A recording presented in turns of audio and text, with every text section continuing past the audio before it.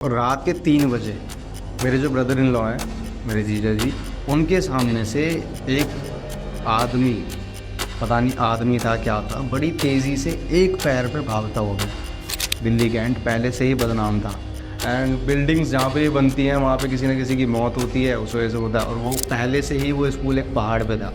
हर घर वाले को कभी कभी जो जग जाता था उस टाइम, झाड़ू की आवाज़ आती है, बछड़ा जो होता है गाय का बच्चा, उसकी मुंडी कटी हुई पड़ी है। वो लड़की अकेले घूमती थी कॉरिडोर में। अब रात का रूप उसका ये है कि किसी से बात ना करना, अकेले टहलना। दिन में वो इतनी फ्रैंक थी कि किसी के भी बेड पे जाके बातें करती थी मज़े से। मेरे ऊपर भूत है।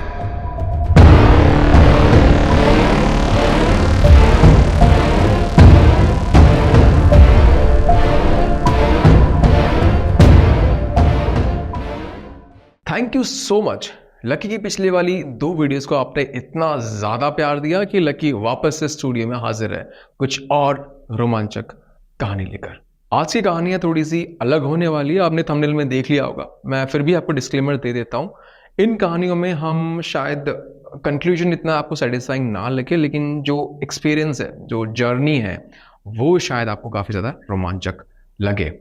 सबसे पहले वीडियो शुरू करने से लकी से हम पूछ लेते हैं, लकी आपको कैसा लग रहा है बाल छोटे करवा के? बाल छोटे करवा के ओ पसंद तो नहीं था, लेकिन करवाने पड़े। ओके, सो हम दोनों ने साथ में बाल लंबे करना शुरू किया था एंड देख सकते हैं हमने लंबे किया था, फिर कुछ बालों को लेके, केयर को लेके कुछ प्रॉब्लम होने लगी, so he had to cut his hair. सीधा हम मूव करते हैं हमारे मेन टॉपिक की तरफ। तो लकी, आज आपके पास किस तरह की कहानियां हैं? कहानी एक्सपीरियंस के हैं, मतलब लोगों ने क्या एक्सपीरियंस किया है, लोगों ने क्या खुद। जो पिछली कहानी में मैंने अपनी बड़ी दीदी के बारे में बताया था, जिसे सबसे ज़्यादा डर लगा है शुरू से लेके अब तक, उसी को इतनी सारी चीज़ें फेस करने को मिली। सो एक स्कूल की है, जब वो 8th या 9th में थी, आई डोंट नो कौन सी क्लास में थी, लेकिन पहाड़ी वाला स्कूल था। आप जानते हो शायद पहाड़ी वाला स्कूल अपने साइड में ना। ऑडियंस के लिए मैं तो जानता हूँ काफ़ी चीज़ें, लेकिन ऑडियंस को क्लियर होना चाहिए, पहाड़ी वाला स्कूल मतलब क्या? मतलब गवर्नमेंट स्कूल है, दोनों का है, लड़की और लड़कों का। लड़कों की डे वाली शिफ्ट है, लड़कियों की सुबह वाली। तो उसमें बहुत बड़ा पहाड़ है, इसलिए वो पहाड़ी वाला स्कूल कहा जाता है। सो हुआ क्या, जब वो एक लड़की थी, दीदी के क्लास में एक लड़की थी, उसका नाम था गायत्री। रोज़ाना जब भी वो आती थी और जाती थी स्कूल से, तो क्लास की लड़कियों से बोलती रहती थी कि तुझे पता है मेरे ऊपर भूत है। खुद ही बोलते? खुद ही बोलती थी, खुद ही, और एकदम सीरियस होके बोलती थी, एकदम नो एक्सप्रेशन, ना ही स्माइल, ना ही कोई सैडनेस, एकदम न्यूट्रल हो गए। तुझे पता है मेरे ऊपर भूत है। अब भाई उस टाइम की लड़कियां छोटी होती हैं, 8th 9th में, कितनी बड़ी होती हैं, सब मजाक में ले जाते थे, चल एक्टिंग करती है, भूत की पिक्चर देखती है। उस टाइम पे वो राज वगैरह मूवी भी बहुत चली थी, राज 2 वगैरह। तो इस वजह से ना सबने हल्के में ले लिया, मजाक उड़ाने लगी उसका। तो एक बार क्या हुआ, काफ़ी दिन हो गए ऐसे करते करते, इवन वो ये भी बोलती थी कि मेरे ऊपर इतने भूत हैं, मेरे ऊपर इसका साया है, मेरे को इस वाले बाबा पे ले जाया जाता है, नारी बाबा या नाड़ी बाबा, आई डोंट नो क्या नाम था, लेकिन ऐसा ही कुछ नाम था। वो उसी एरिया के आसपास उस पर ले जाया जाता था उसे ठीक करवाने के लिए। तो वो सब बताती थी, लेकिन लड़कियां मजाक में ले जाती थी। तो एक बार क्या हुआ, उसने अपने पैर का नीचे का एरिया भी दिखाया, जो सोल वाला एरिया होता है। मेरी दीदी से बोला कि देख मेरे पैर में, देख कितना बड़ा कोयला फंसा रखा है। मतलब कोयला फंसा हुआ था उसके पैर में। फंसा हुआ? स्किन के अंदर? स्किन के अंदर कोयला एकदम। ओके। कोई करा होगा उसके ऊपर उतारने के लिए, तो फंसा दिया था। तो कह रही देख मेरे पैरों में कोयला भी है, इवन था। तब भी हल्के में ले लिया, चल ये तो चोट वोट लगी होगी। तो एक दिन क्या हुआ, दीदी को पता नहीं क्या मजाक सूझा, दीदी ने बोला सारी लड़कियों को, अच्छा चलो सारे लाइन से बैठ जाओ। सब दरी पे बैठते थे पहले। तो दीदी ने बोला, अरे गायत्री तेरे ऊपर भूत है ना, चल आज तेरा भूत निकालते हैं। तो ऐसे मजाक में दीदी ने बोला चल तेरा भूत उतारते हैं। तो सारे बच्चे सारे गायत्री मंत्र गाएंगे। अच्छा। अब हमने बचपन से सुनते आए थे गायत्री मंत्र में बहुत पावर होती है, डर नहीं लगता। तो गायत्री मंत्र को बड़ा पावरफुल मानते थे। कह रही चलो सारे बच्चे गायत्री मंत्र गाएंगे। तो सबने हाथ जोड़ लिए, सबने आंखें बंद कर ली। तो दीदी बैठ के गायत्री के आगे ही गायत्री मंत्र गाने लग गई। उसने पहले बोला ओम। कह रही नहीं बोलूँगी। उसने नहीं बोला। अब दीदी ने गायत्री मंत्र गाना शुरू करा। सारी लड़कियों ने गाना शुरू करा। अब वो वाइब्रेशन क्रिएट हो गई क्लास के अंदर। उस लड़की को पता नहीं क्या हुआ, दीदी ने देखा वो धीरे धीरे हिलने लगी। दीदी सोच रही है एक्टिंग कर रही है, दीदी और गाती गई गायत्री मंत्र। तो धीरे धीरे उस लड़की ने दीदी को देखना शुरू करा। वैसे ही जैसे मैंने लास्ट स्टोरी में बताया था ना, आंखें ऊपर करके देखते हैं, तो वैसे ही उसने भी देखा और उसकी भी आंखें बड़ी बड़ी हो गई एकदम। अब पलके एकदम कॉर्नर कॉर्नर में फिट हो गई। तब दीदी को लगने लगा कि यार कुछ तो है, और उसकी आवाज़ फिर भारी होने लगी, वाइब्रेशंस निकलने लगी। भाई उसका जो गला वगैरह यहाँ से रूप दिखाई दिया, खिंचाव वगैरह पड़ने लगा उसके। लड़की एकदम बौखला गई, उसके अपने आप ही बाल खुल के फैल गए और ज़ोर ज़ोर से हिलने लगी वो। तब जो दीदी को डर लगा, दीदी ने तब यकीन करा कि इस पे सच में है। उसने इतनी तेज़ चिल्लाया लड़की ने कि सारी लड़कियों की आंखें खुली और सब भागने लगी। दीदी इतनी बुरी तरह भागी वहाँ से, उसने पीछे मुड़ के देखा नहीं। इवन वो टाइम था छुट्टी का स्कूल ख़त्म होने वाला था। उसी लास्ट पीरियड में कोई पहले गवर्नमेंट टीचर तो पता ही है आते नहीं थे, तो वो फ्री चल रहा था एक तरीके से, तो मज़े ले रहे थे। तो लास्ट पीरियड में ही सब मज़े ले रहे थे, तो उस वजह से ये सब हुआ। एंड दीदी जब लास्ट पीरियड छुट्टी हुई भी नहीं थी, उसी टाइम सारे लड़कियां निकल के भागी और वो जो लड़की थी गायत्री वो वहीं रह गई। उस लड़की को ले जाया गया, मतलब शाम को ले गए होंगे क्योंकि लड़की इतना टाइम हो गया कि पेरेंट्स तो आएंगे ढूंढने, तो बाद में ले गए होंगे। लेकिन लड़की वहाँ पे बेहोश हो गई थी। उसके बाद वो काफ़ी दिनों तक स्कूल ही नहीं आई, बहुत दिनों तक स्कूल नहीं आई। फिर वही जब बाद में वापस आई तो वही नारी बाबा जो भी नाम है उनके पास ले जाया गया, ट्रीटमेंट वगैरह इलाज चलते रहे। फिर कोई उसका पता नहीं लगा कि कितना है कितना नहीं है, कौन था इसके ऊपर। लेकिन यह है कि ना उसने गायत्री मंत्र बोला, ना उसने ओम बोला, और जिसने भी बोला उसके सामने उसको उसने अपना रूप दिखा दिया। मे बी उसको ना ऑलरेडी पता होगा उसके अंदर भूत आता है, मतलब घर वालों ने डिस्कस किया होगा या फिर घर वाले इस बाबा के पास लेके गए होंगे, तो उसको पता होगा कि मेरे पे भूत वगैरह आता है। वो खुद बोलती थी, है ना, तो इस वजह से वो स्कूल में आके बोल रही थी, और जैसे कि दीदी और बाकी दोस्तों ने उसको मजाक के तौर पर लिया होगा। हाँ। लेकिन इसको पता होगा कि सच में भूत आता है इसमें। शायद वो जो था उसके ऊपर वो डराना चाहता था सबको, सारे बच्चों को, कि हाँ पता लगे कि इस स्कूल में है। या तो इस स्कूल में हो सकता है, क्योंकि हर कोई जानता है स्कूलों में होता है सब। एंड बिल्डिंग्स जहाँ पे बनती हैं वहाँ पे किसी न किसी की मौत होती है, उस वजह से होता है। और वो पहले से ही वो स्कूल एक पहाड़ पे था, है ना। हमारा पूरा एरिया ही, पूरी ज़्यादातर दिल्ली पहाड़ पे बनी हुई है, और पहाड़ पे तो सबको पता है कि कितने ज़्यादा टोटके टोने एंड आत्मा का वास होता है। ये तो रही स्कूल की बात। नेक्स्ट स्टोरी है वो ये है, आपने नाम सुना होगा फेमस सारे हॉरर स्टोरी टेलर से एंड जो भी हमारे पॉडकास्ट पे आए, दिल्ली कैंट। हाँ, जंगल का एरिया। इंटरेस्टिंग। हालांकि रोड जो जिस रोड से हम गुजरते हैं वो बड़ा पॉश लगता है, लेकिन उस रोड के अंदर जो बाउंड्रीज हैं उनके अंदर पूरा जंगल है वो। टू बी ऑनेस्ट मैंने कभी विजिट किया नहीं है, इतनी कहानियां मैं सुन रहा हूँ, मुझे लग रहा है कि एक दिन मैं जाऊंगा। मैंने किया है दिल्ली कैंट, बट अंदर किसी के विजिट नहीं किया, क्योंकि वो सारा ही रिस्ट्रिक्टेड एरिया है। अच्छा। गवर्नमेंट का एरिया है, वहाँ पे आर्मी बेस है, वहाँ पे एनसीसी कैंप्स हैं सारे, तो वहाँ पे अंदर जाना किसी को अलाउ नहीं विदाउट परमिशन। बाहर से मैंने विजिट किया है, पूरा अच्छा खासा एरिया। एरो सिटी देखी आपने? तो एरो सिटी जैसे कुछ इलाका है, बाहर रोड है ना। अच्छा, ओके। बट अंदर जितने भी हैं बेस वो सब जंगल में है। तो दीदी का कैंप था एनसीसी का, 15 डेज का था। एंड वो बात है 2012। उस टाइम पे जब कैंप लगा, वहाँ पे उनकी प्रैक्टिस होनी थी फायरिंग की। कुछ नॉर्मल उन्हें सिखाने थे जो एनसीसी के रूल्स होते हैं, एंड जो भी आरडी रैली होती है, रिपब्लिक डे रैली एंड 15 अगस्त की रैली, इन सब चीज़ों के बारे में उन्हें सिखाना था एनसीसी के स्टूडेंट्स को। तो सारी लड़कियों का कैंप था, लड़कों का नहीं था। दिल्ली कैंट में लगा पहली बार, तो वहाँ पे क्या हुआ, जो उनका बेस था, अगर मेरे को इमेजेस मिलेंगी, क्योंकि उसकी इमेजेस हैं उस कैंप वगैरह की इंटरनेट पे, वो मिलेगी तो मैं आपको दे दूंगा पॉडकास्ट पे ऐड करने के लिए। आप ही लगाओगे? हाँ मैं ही लगाऊंगा। मैं अपने आप को दे दूंगा। सो उस जो मैंने देखा इमेज में, जब दीदी ने दिखाया था, तो जो कैंप था बिल्कुल जंगल के बीच में था।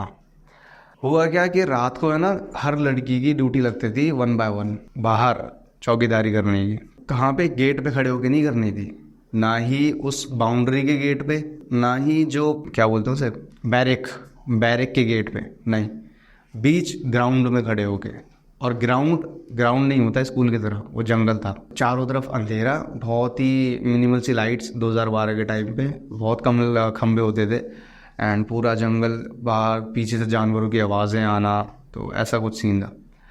तो 1 बाय 1 हर लड़की की वहाँ पे ड्यूटी लगती थी। हुआ क्या कि एक लड़की थी वहाँ पे, बड़ी सुंदर थी, दीदी ने बोला बहुत सुंदर थी, नॉर्मल घर से थी ही नहीं, अच्छे खासे बैकग्राउंड से थी, और वो भी एनसीसी की स्टूडेंट थी। इतनी सुंदर थी वो, मतलब पूरे कैंप में कोई थी नहीं। दीदी ने बोला उस टाइम पे इंस्टाग्राम नहीं था, फेसबुक नहीं था, या फिर व्हाट्सएप वगैरह नहीं चलता था, और ना कॉन्टैक्ट लेके हम आज भी कनेक्ट होते, और उस टाइम पे बटन वाले फ़ोन चलते थे। तो उसी लड़की की कहानी है। होता ये था कि वहाँ पे बहुत लोगों ने बोला था कि यहाँ पे कुछ साए रहते हैं। दिल्ली कैंट पहले से ही बदनाम था आत्माओं के लिए। जो आर्मी जो ऑफिसर थे वहाँ पे, उन्होंने पहले ही मना कर रखा था लड़कियों को कि कोई भी अकेले रात को ना ही बाथरूम पे जाएगा और ना ही रोड पे निकलेगा, क्योंकि उन्हें पता था कि यहाँ पे नॉर्मल खतरा तो है ही है, दूसरे तरीके के खतरे भी हैं। तो सबको उल्टी सीधी जो नेगेटिव वाइब्स होती हैं वो फील होने लगी, हर लड़की को फील हुई। और वहाँ पे दीदी ने बताया हर लड़की बीमार पड़ी, जो मेडिकल रूम था पूरा भरता गया धीरे धीरे करके, जैसे एक बहुत ज़्यादा इमरजेंसी टाइप आ गई हो। जब वो लड़की, जो इसकी कहानी है, जो सुंदर सी लड़की थी, उसका क्या सीन था इसमें, वो लड़की रात को बैरक के किनारे पे जो गलियारा सा होता है, कॉरिडोर, उसमें टहलती थी। स्ट्रेट बाल थे, सुंदर थी, बड़ी बड़ी आंखें, गोरी चट्टी एंड काजल वाजल लगा के, पूरा वही रूप। तो दिन में तो सुंदर लगेगी ऐसी लड़की, अब रात को कोई देख ले सीधे बालों के साथ, विदाउट हैंड मूवमेंट चल रही है, थोड़े से शोल्डर डाउन करके चल रही है, हेड डाउन भी है, तो कौन इसे सुंदर मानेगा। स्किन चमक रही है, बाल डाउन है, आधी आधी आंखें दिख रही है, काजल वगैरह लगाए हुए हैं। हाँ, तो सबको देखने में ही डर लगता था उसे। वो लड़की अकेले घूमती थी कॉरिडोर में। नॉर्मल लड़की चलेगी, हर टाइम पास भी कर रही है, वॉक भी कर रही है, तो कोई हाथ हिलाता रहता है, कोई क्लैपिंग करता रहता है ना, कोई पंच मारता रहता है, लेकिन वो नो मूवमेंट, बॉडी में कोई मूवमेंट, सीधे चलती थी। बात ये थी कि जिसने उसे टहलते हुए देखा वो लड़की बीमार पड़ी। अब वो लड़की आई थी अच्छे खासे घर से, तो इस बात का किसी को डाउट हो नहीं रहा था कि इस पे कुछ है, तो सब ने हम इग्नोर कर दिया, ऑफिसर्स ने एंड जितने भी दीदी की लीडर्स थी एंड दीदी थी, सब ने इग्नोर कर दिया। लेकिन कुछ लड़कियों को डाउट होने लगा कि भाई यहाँ कुछ तो पंगा है, नॉर्मल तो है नहीं। जो दीदी को लगा कि बाहर अकेले पहरेदारी करनी है, तो दीदी ने हर बहाने से अपनी पहरेदारी करने से मना कर दिया, क्योंकि दीदी शुरू से ही डरती आई है भूतों वगैरह से। और उसे ये भी पता लग गया था कि ये लड़की को जो देखता है टहलता हुआ, अकेले ही घूमती है, किसी को साथ लेती ही नहीं है। इस लड़की को जो देखता है टहलता हुआ वो बीमार पड़ता है। अब रात का रूप उसका ये है कि किसी से बात ना करना, अकेले टहलना। दिन में वो इतनी फ्रैंक थी कि किसी के भी बेड पे जाके बातें करती थी मज़े से, ओ ये ओए वो बात, ओए वो बात, फुल फ्रैंक। रात को ऐसी गुमसुम के किसी को जानती नहीं है, किसी से मतलब नहीं है। जब बेस कैंप ख़त्म हुआ तो पता लगा कि वो लड़की वहाँ पे घूमती ही नहीं थी। मतलब वो लड़की एग्जिस्ट ही नहीं करती थी, फिर थी लेकिन रात में वो नहीं वो लड़की थी, वो लड़की एग्जिस्ट करती थी कैंप में, लेकिन जो टहल रही थी वो नहीं होती थी। वो लड़की नहीं थी। तो उस वक्त पे वो लड़की एक्चुअली कहाँ होती है? अपने रूम में ही होती है, कैंप में। अब वो किसी ने रात को देखा नहीं, जो पहरेदारी कर रहा उसे पता है कि मैंने उसे देखा टहलते हुए। तो ये पता कैसे लगा कि वो नहीं थी? लड़की ने बताया? बाद में बताया होगा, लेकिन ये था कि वो लड़की वो नहीं थी जो टहलते हुए देखा गया। सबको फिर ये लगा कि भाई वो कोई साया था जो एक का रूप लेके उसका रूप लेके टहल रहा था, जो ये दिखाना चाह रहा था कि ये नॉर्मल जगह नहीं है जहाँ पे तुम आराम से खड़े हो। औकात दिखाया हुआ है कि भाई औकात में रहो, यहाँ हमारा दबदबा है। अब किसी ने टोकने की कोशिश नहीं करी कभी, क्या पता टोक देता तो कुछ एक्शन हो जाता। सबको लगा वो लड़की आराम से टहल रही, टहलने दो, इग्नोर करो। डर तो सबको लगा कि भाई इतनी रात को अकेले टहल कैसे रही है इतने अंधेरे में, लेकिन इग्नोर कर दिया, छोड़ो। तो जो काफ़ी लोग बोलते हैं ना कि दिल्ली के एंट वगैरह फलाना ठिकाना, कुछ नहीं है यहाँ पे। होगा, उन्हें कुछ नहीं दिखा होगा भाई, मैं भी मानता हूँ कि मुझे ना दिख सकता हो, मुझे भी नहीं दिख सकता, आपको भी नहीं दिख सकता, मानते हैं। लेकिन मेरी खुद की बड़ी बहन ने महसूस किया है, और उसकी जितने भी बटालियंस में थे सब ने देखा, तो वो झूठ नहीं हो सकता ना कि दिल्ली के एंट अगर है तो भाई है। ज़रूरी नहीं है कि जिसने नहीं देखा वो है ही नहीं चीज़। जैसे कि एक आपके पॉडकास्ट में किसी गेस्ट ने बोला था कि भाई मैंने नहीं देखा तो इट मीन्स कि वो है ही नहीं चीज़। ऐसा नहीं है, ऐसा नहीं है। हो सकती है, हो सकता है मुझे दिखाई नहीं दी हो। इससे रिलेटेड एक और कहानी याद आती है, ऐसे ही कुछ जिसमें कुछ इंसिडेंट हुए हैं। इसमें तो कुछ हो नहीं पाया, लेकिन इसमें हुआ है, ये हमारे एरिया की बात है। ओके। मेरे जो ब्रदर इन लॉ हैं, मेरे जीजा जी, वो आर्किटेक्ट है ना। उन्हें एक कॉन्ट्रैक्ट मिला एक घर का आर्किटेक्चर क्रिएट करने का, नक्शा बनाने का। तो किसके थ्रू मिला? जो ठेका लेता है इंसान घर बनाने का। उन्होंने बोला मदन जी ये है, ये क्रिएट करना है, तुम बस इसका नक्शा बनाना और अपना काम ख़त्म करके कम से कम यहाँ पे विज़िट करके चले जाना, है ना। और ज़रूरत पड़े तो ही आना, ज़रूरत पड़े वरना मत आना। मतलब ज्यादा इधर विजिट करे बिना, हाँ, कम से कम विजिट में जितना काम कर खत्म कर दो, है ना। तो जब नापने गए, पूरा मेजरमेंट लेने गए प्लॉट का, तभी उसने एक और बार ऑन कर दिया ठेकेदार ने कि आप जल्दी से जल्दी यहाँ से निपटा के चले जाओ, जो भी करना अपने घर पे कैलकुलेशन करके करना, यहाँ पे डिस्कस मत करना। तो जिसका वो घर था, वहाँ पे एक बूढ़ी दादी रहती थी, ठीक है। जो इंसान बनवा रहा था मकान, वो उसकी दादी जो बैठी रहती है उस प्लॉट पे देखभाल के लिए, उसके फादर एंड उसके जो ताऊ हैं, दोनों एक्सपायर्ड। अच्छा। तो फैमिली में दादी हैं, मम्मी हैं, ताई हैं, वो लड़का है, बस यही है। जब प्लॉट बन रहा था तो ठेकेदार ने बताया मेरे से पहले किसी और ने ठेका ले रखा था। जिया जी ने पूछा कि फिर क्या हुआ, मतलब उसने ही कुछ छोड़ दिया? कह रहे बस कुछ हुआ है, तब भी नहीं बताया। जब काम रुक गया मेजरमेंट के बाद, 10-15 दिन के लिए काम रुक गया, तो जिया जी ने बोला कि क्या हुआ भाई साहब, काम क्यों रुक गया? मतलब मैंने तो नक्शा वगैरह सब बना के दे दिया, फिर काम क्यों रुका पड़ा है, आगे भी तो प्रोसेस करना है। तो उसने बताया कि ऐसा ऐसा यहाँ पे सीन है। तो हुआ क्या था, पिछला जो ठेकेदार था उसके जब वर्कर काम कर रहे थे, एक दिन हुआ कि एक वर्कर के ऊपर पटिया गिर गई। पटिया बोले तो वो जो एक पत्थर का टुकड़ा होता है ना, पहाड़ का टुकड़ा जिससे छत हाँ, पत्थर से छत बनाते हैं। हाँ, स्क्वायर शेप। वही स्क्वायर शेप में। तो वो गिर गई, तो उसके टांग में फ्रैक्चर आ गया। अब वो सोचा नॉर्मल सा एक्सीडेंट है, तो होता ही है, कोई दिक्कत नहीं। और एक बंदा जब तोड़ा फोड़ी कर रहा था तो वो नीचे गिर गया, कुछ दिनों बाद, 1-2 दिन बाद वो नीचे गिर गया, तो उसकी कमर में चोट आ गई। फिर 2-3 दिन बाद एक और इंसान, जब तीसरा बंदा जो काम कर रहा था, उसके सर में लग गई, ब्लीडिंग भी हो गई। तब ठेकेदार ने इग्नोर नहीं करा, तब ठेकेदार ने बोला कि भाई ये नॉर्मल बात नहीं है, अभी तक तो जहाँ पे भी हमने काम करा वहाँ ऐसा कुछ हुआ नहीं है, यहाँ पे 1 बाय 1 मेरे हर वर्कर को चोट लग रही है, और ये इतने एक्सपीरियंस बंदे हैं कि अभी तक तो इन्हें चोट लगी नहीं, इतने घर बनाने के बाद, इसी वाले में क्यों लग रही है? जितने भी इंसिडेंट थे वो उसे इसलिए महसूस हुआ कि ये सारे इंसिडेंट 6 बजे के बाद हो रहे थे, क्योंकि वो जाने का टाइम है। यहाँ पे मजदूरी हमारे एरिया में, दिल्ली में 6 बजे ख़त्म हो जाती है, हाथ पैर धो के निकल रहे हो, और उसी टाइम जाने से पहले ही सबके साथ होता गया। 2-3 दिन में तीनों के साथ हो गया। तो उसने मना कर दिया, भाई मैं नहीं करूँगा यहाँ काम।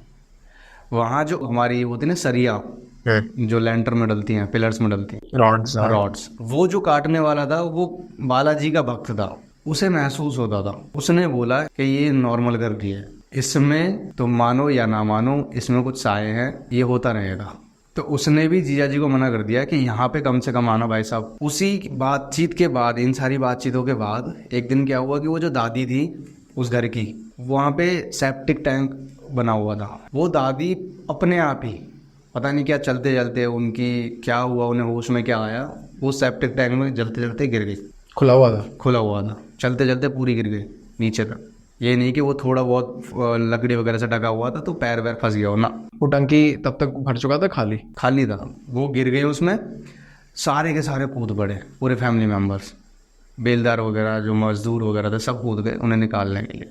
उसके बाद जब पता करा गया कि क्या क्या है यहाँ पे, क्या क्या नहीं है, तो इतना बताया कि बगल वाले घर में जो है, पड़ोस वाले घर में एक फैमिली है, उसमें से एक लड़की पे रहता है। ये स्पिरिट उस लड़की में रहता है। हाँ, अब ये नहीं पता कि वो ही स्पिरिट इस घर को परेशान कर रही है, क्योंकि वहाँ पे इससे पहले हिस्ट्री में, पास्ट में 3 जो है लोग एक्सपायर हो चुके हैं। अब वो पता नहीं नेचुरल डेथ थी या अननेचुरल थी, इसलिए ये सब हो रहा है। या फिर लोगों ने जो कहते हैं ना शुद्धिकरण घर का करवाना होता है शुरू करवाने से पहले या फिर बनवाने के बाद, तो शायद वो ना करवाया हो। तो इस तरीके से वो कुछ वहाँ पे साया है जो उन लोगों को परेशान कर रहा हो, घर बनने नहीं दे रहा। अब तो जिया जी घर पे है, वो बता रहे थे कल मेरे को कि अभी मैं जाऊँगा, जब पूरा कंप्लीट हो जाएगा तब मैं जाऊँगा पेमेंट लेने, बीच में नहीं जा रहा हूँ। मतलब ये अभी की कहानी है? अभी की कहानी है, अभी चल रहा है काम घर का। ये होगी अपने एरिया के भगत। हाँ, अब एक जो है मुझे बताई थी 9th क्लास में, जो मैंने पिछली क्लास में मेंशन करता ना, विकास वगैरह से मैं बात करता था भक्ति और टोटकों के बारे में। उसी टाइम पे एक लड़का था, विनय नाम था, और वो था आंध्र प्रदेश जो बिलोंग करता था, लेकिन रहा वो शुरू से दिल्ली में था। कह रहा भाई मेरी खुद के घर की कहानी है। हुआ ये था कि उसके जो ताऊ थे, अब पता नहीं उनके में क्या बोलते हैं, लेकिन उसने उस टाइम अपने ताऊ जी को कुछ और बोला था। उसने समझाया भी कि हमारे में ये बोलते हैं, है ना। तो उसने बोला कि ताऊ जी ने मेरे ना फांसी लगा के अपनी जान दे दी थी, सुसाइड कर ली घर के अंदर। रीज़न आई डोंट नो क्या था। ये सब होने के बाद उसने बताया कि कुछ दिनों में ही, 1 या 2 हफ्ते के अंदर अंदर ऐसे इंसिडेंट हुए जो लोगों को घबराहट होने लगी, उसके फैमिली मेम्बर्स को। वहाँ पे जॉइंट फैमिली रहती है, चौल टाइप का घर होता है उनका, अब अपने पर्सनल कमरे होते हैं। हुआ क्या कि रात के 3 बजे हर घर वाले को कभी कभी जो जग जाता था उस टाइम पे, झाड़ू की आवाज़ आती थी, लगाने की? झाड़ू लगाने की, है ना। और कहाँ से आती थी? छत पे से। अब रात को 3 बजे पहली बात कोई लॉजिक नहीं बनता झाड़ू लगाने का, है ना। चलो किसी ने सोच भी लिया कि कभी किसी ने गंदा कर दिया होगा, गलती से सो रहा होगा ऊपर, इग्नोर कर दिया। लेकिन 1 बाय 1 जो जो जगता गया कभी कभार सबको सुनाई देने लगी सेम टाइम पे? सेम टाइम पे 3 बजे के बाद। उसके बाद उसकी जो दादी थी, उसकी दादी को जाना था वॉशरूम, और पहले होते नहीं थे ये सब गाँव में, अभी भी नहीं होते। जो उसका घर था ना, उसके इर्द गिर्द बहुत सारे जंगल टाइप का, खेत खलिहान टाइप का था, वहीं पे वो लोग कर लिया करते थे रात को निकल के, किसी को आता था तो। तभी उन लोगों ने ये सारे इंसिडेंट फेस करे थे, जो जो जगता गया उसने देखता गया। उसकी दादी जब गई, उनके सामने से एक आदमी, पता नहीं आदमी था क्या था, बड़ी तेज़ी से एक पैर पे भागता हो गया। एक पैर पे भाग रहा है? एक पैर पे भागता हो गया, जंप करते करते, बहुत तेज तेज। ऐसा भी नहीं कि बैसाखी लेके चल रहा हो या फिर एक भी डंडे का सहारा ले रहा हो, एक हाथ में स्टिक, एक पैर पे, एक पैर पे ही, हाथ में कुछ नहीं, बस भगता हुआ गया। इतनी स्पीड से था कि क्लियर नहीं था वो। उसकी दादी ने वो देख लिया। उसके बाद पता करा गया कि क्या है क्या नहीं है। तो पता लगा कि वही जो ताऊ जी की स्पिरिट थी, वो किसी रीज़न से परेशान कर रही थी, फैमिली वालों को दिखना चाह रही थी या फिर बात करना चाह रही थी, लेकिन कोई ज़रिया नहीं मिला, है ना। तो सबको डरा दिया है कि झाड़ू की आवाज़ आ रही है 3 बजे, हर किसी को आ रही है। एंड दादी को ये सब दिखना, घर के पीछे से आवाज़ आना रात को, जो कभी कभार हो जाए तो चल जाता है, रोज़ाना हो रहा है, किसी को यकीन नहीं हो रहा था। तो जब पता करा गया, वहाँ के पंडित वगैरह को बुला के घर दिखवाया गया, तो ये सब निकला कि यही स्पिरिट है, परेशान कर रही है। तो उन्होंने कुछ लोटा वगैरह लेके अपनी कुछ भी करके बांध बूंद के गेट में लटका दिया। 2014 की बात है जब वो बता रहा था मुझे। तो कैमरा वगैरह तो चल गए थे, कैमरे वाले फोन, तो उसने मेरे को फ़ोटो भी दिखाया कि भाई देखे ऐसे मेरे गेट में लटक रहा है अभी भी। अब तो मेरी बात नहीं होती, काफ़ी साल हो गए निकले हुए स्कूल से, लेकिन उसने ये बोला था उस टाइम पे कि भाई ये पंडित ने मना करा साफ साफ कि ये हटाना नहीं है कभी, ये जैसे ही हटाओगे दोबारा ये सब फील होगा तुम्हें। ये सब होते हुए एक और है उस घर की कहानी उसी टाइम की, कि जो पीछे का एरिया था उनका, पीछे का आंगन था जहाँ पे वो खेती का सामान ला के घास फूस अलग करना है, जो मेन मटेरियल होता है खाने पीने का वो अलग करना है ना।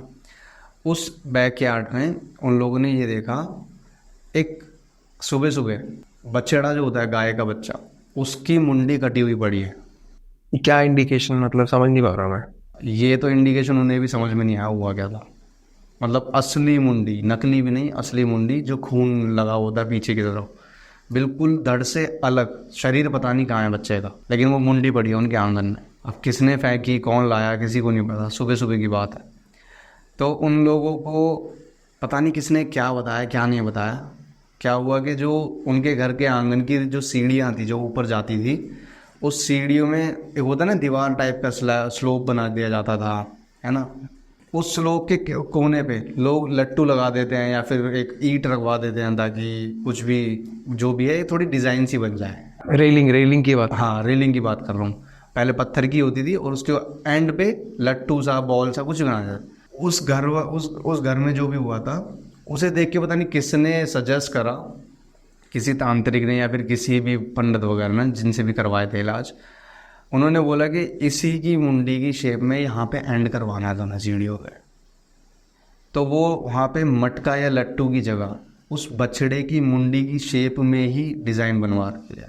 जैसे कि आपने कहा और पिछले कुछ गेस्ट ने भी कहा है कि कई चीज़ें ऐसी होती हैं कि कुछ लोगों को दिखता है, कुछ लोग रियलाइज करते हैं, या फिर एक और दुनिया भी है जिसको हम लोग इग्नोर करते हैं, है ना। इनकी भी एक दुनिया है जिसको हम इग्नोर करते हैं।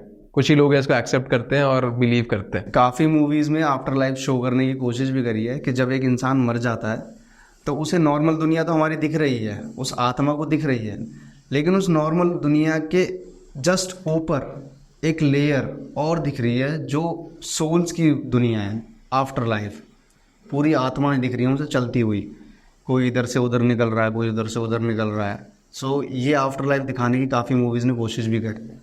यार बहुत आई डोंट नो मुझे क्या वर्ड चूज करना चाहिए। बहुत अजीब सी कहानियाँ थी। हालांकि मैं ये तो नहीं कहूँगा कि डरावनी थी या फिर ऐसा कुछ, लेकिन दिमाग चकरा सा गया। डरावनी नहीं थी, बट ये थी कि कोई इमेजिन नहीं कर सकता कि इसका लॉजिक क्या है। बछड़े का सर यहाँ लगवा देना, है ना, और रात को झाड़ू की आवाज़ आके उस सोल के बारे में सोच लेना कि इसकी वजह से हो रहा है। मतलब ताऊ जी का झाड़ू से क्या लेना देना, है ना। और वो ताऊ जी तो लंगड़े भी नहीं थे, एक पैर पे भगते हुए जाना, फिर उसका कनेक्शन ताऊ जी की सोल से जोड़ देना। ये सारी चीज़ें कंफ्यूज करके थी। मतलब कोई भी हमारी स्टोरी ऐसी नहीं थी इसमें डर लग जाए, लेकिन घुमा देने वाली कि हो क्या रहा है, हो क्या रहा है। Thank you so much lucky ये सारी चीज़ों को सामने लाने के लिए, क्योंकि कई बार ऐसे होता है वो चीज़ें हम डिस्कस कर रहे हैं, हम समझ नहीं पा रहे, लेकिन ऑडियंस में हमारे काफ़ी लोग होते हैं जिनको हमसे ज़्यादा इन चीज़ों के बारे में पता है, और वो कमेंट करते हैं कि भाई ये चीज़ ऐसा है, इस चीज़ में ऐसा हो रहा था। हमसे ज़्यादा वो समझ पा रहे होते हैं, क्योंकि मैं खुद एक्सेप्ट करता हूँ इन चीज़ों की, मेरे को ना इतना एक्सपीरियंस है ना ही मुझे नॉलेज है। तो I am again hoping and expecting कि जो भी हम कंफ्यूज हैं, हम समझ नहीं पा रहे, ऑडियंस में कोई तो ऐसा होगा जिसको ये सब समझ आ रहा है, बताते हैं अपना ओपिनियन देते। हाँ, तो वो काफ़ी एक इंटरेस्टिंग पार्ट होता है। अगेन मैं एक्सपेक्ट कर रहा हूँ कि हमारी कमेंट्स में शायद जिसको भी समझ आ रहा है वो बोलेंगे। And thank you so much for being here. बहुत मज़ा है ऐसी दिल दिला देने वाली या फिर सर चकरा देने वाली कहानियों को सुनकर। And I expect our audience to please like the video. अगर आपको वीडियो अच्छी लग रही है शेयर भी करें और सब्सक्राइब करना बिल्कुल ना भूलें, ताकि आने वाली वीडियोस पे आपको नोटिफिकेशन मिल जाए। Thank you so much for watching, and that's a wrap on this video.